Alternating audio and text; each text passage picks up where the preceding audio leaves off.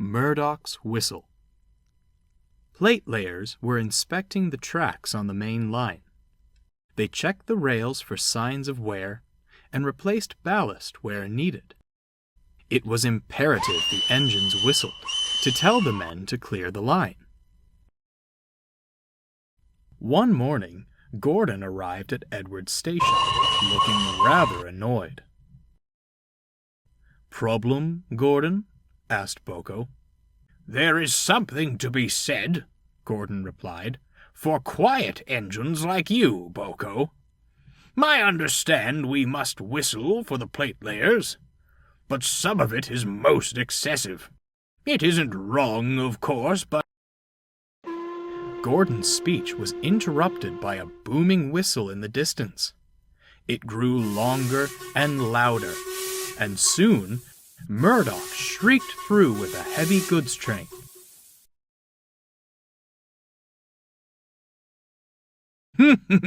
"I rest my case," Gordon harumphed.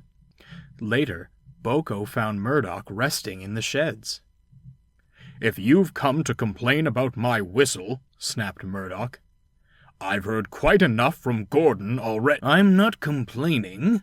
I'm concerned," Boko interjected. "I've never heard you make such a racket."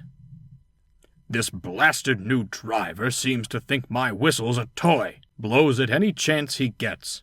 Too long and much too loud," Murdoch shuddered. "I tell him to stop, but he only laughs." "I quite understand," murmured Boko.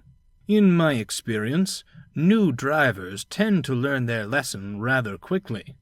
"It can't happen quickly enough," sighed Murdoch. The plate layers had nearly reached Marin Station.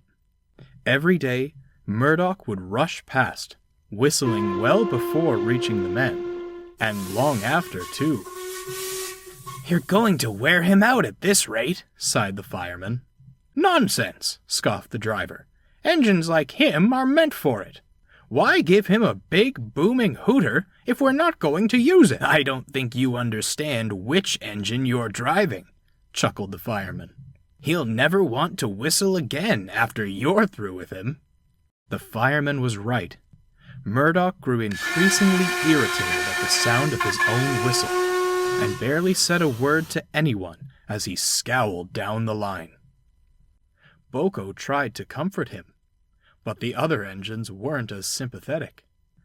"When do we get some of that peace and quiet you're always moaning about?" teased Henry and James. One morning, mist shrouded the island, and a light rain made the rails damp.